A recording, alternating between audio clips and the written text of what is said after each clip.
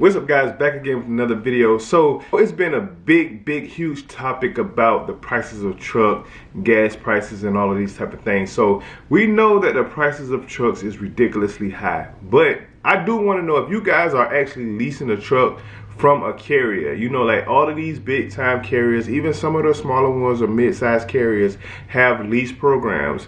And I know that when I was running under the lease program, I was paying about $500 a week for my truck, you know, with Rosedale.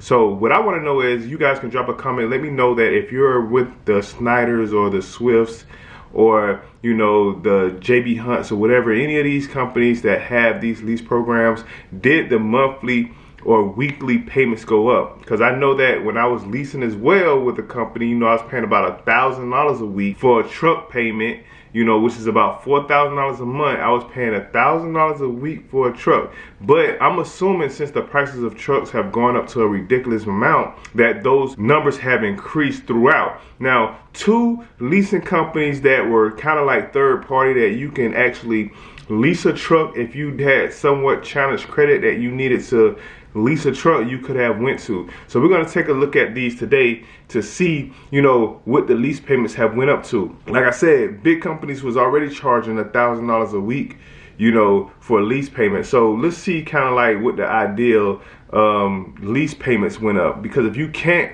finance a truck, which, you know, which you should do if you have that as an option, you should definitely finance it, because, you know, you can write the truck off and you can put it under your business name and all of these different type of things that we talk about all the time. But if you wanted to get started in this business and you wanted to lease a truck, then you had an option with going with one of these third-party leasing companies. Now, this first one that we're going to take a look at here, Lone Mountain. You might have heard of Lone Mountain, and what you can always do is if you see somebody ride down the road and you take a look at their mud flaps, because Lone Mountain likes to put their name on the mud flap of the truck. So that's how you know where that person bought the truck or leased that truck from.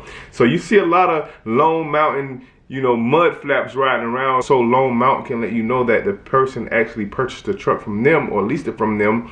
And, you know, you'll see that on the back of their mud flaps. But Lone Mountain is a lease to own company, to where that if you put down the money and you keep the truck for the term, you know, you own the truck, you actually get the title to the truck. And they're responsible for getting a lot of owner operators trucks, and people actually go through with it and pay off their trucks in full with Lone Mountain. But take a look at this. Here's inventory. All I did was click on inventory, and as you can see, now I remember specifically when I was trying and going into the lease operating side of things, trying to purchase my first truck, I took a look at Lone Mountain, and I know for a fact that the down payments was $1,500, $2,500 down, right? And your payments was around, you know, $1,500, $1,800 a month, not a week.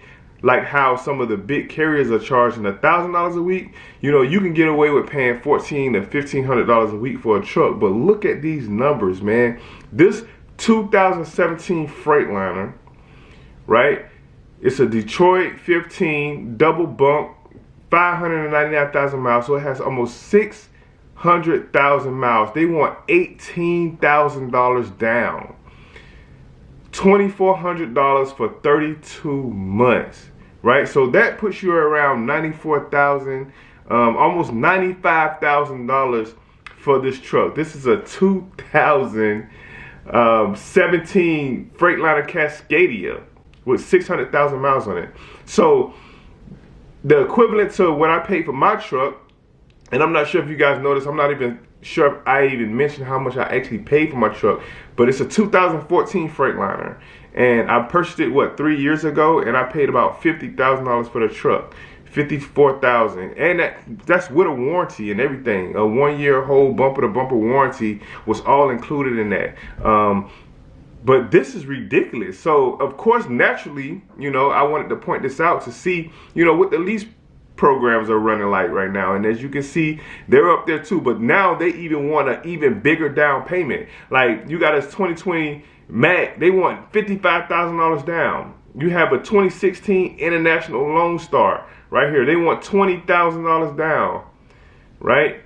Look at these numbers. A 2017 International, they want $9,500 down, $1,500 a month for 50 months. So they even up the term on some of these to try to get it more affordable for some of these prices that they're known that is ridiculous. So let's take a look at another one. So if you take a look at this one right here, this is another leasing company, and these leasing companies, you know, are not so horrible because it is a walkaway lease. Now, it is some terms and restrictions due to how you can walk away from it. So, you know, of course, you will forfeit all the money that you put down if you needed to give the truck back. And also, you will forfeit all the monthly payments that you made on the truck, but it won't normally it wouldn't impact your credit, you know, because already typically, like, people who go and finance these trucks, some people have good credits and just go this route because they don't want to, you know, put it on their credit and all these different type of things, no matter what the scenario is. But you know, you can walk away from this and it doesn't do any harm to your credit in most case scenarios. I'm not sure how they're doing it now, but this is another one. So you got Lone Mountain and you have LRM. LRM Leasing is another one. It's a walkaway lease program as well, or they used to be. Definitely do your research. You know, I'm showing you guys this because these was the companies back in the day that I used to say, hey, if you're trying to get a truck, I even looked into this myself. But fortunately for me, I did what I tell you guys to do all the time, which is build and work on your personal credit and then finance you a truck, you know, if you want to go that route. But at these numbers, we're talking about financing 100,000. We're financing houses right now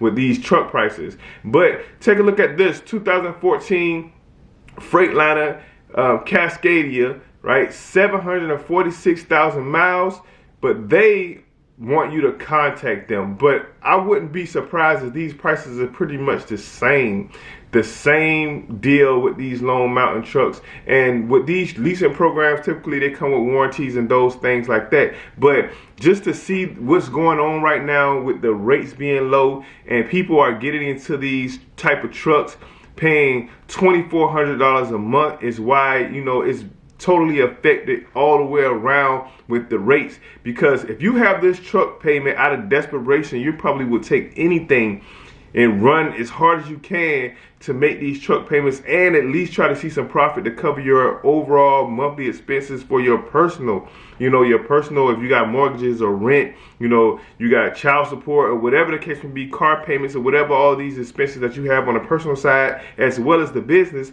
You know, I can see where the desperation will come in, and you know, we're taking all these different type of loads at cheap prices just to cover our monthly expenses. So it's very important to start looking at ways to lower your overhead. And guys, please work on your personal credit so that, you know, we can put ourselves in better positions to buy trucks that are more affordable. Because believe it or not, some of these trucks that are out there, they're coming down to more reasonable prices. I've seen them getting back into the 50s for 2015s and stuff like that. So that's kind of the range that we want to get back to. But paying these outrageous prices, paying $100,000 for, you know, 2017, 2016 trucks is just outright ridiculous.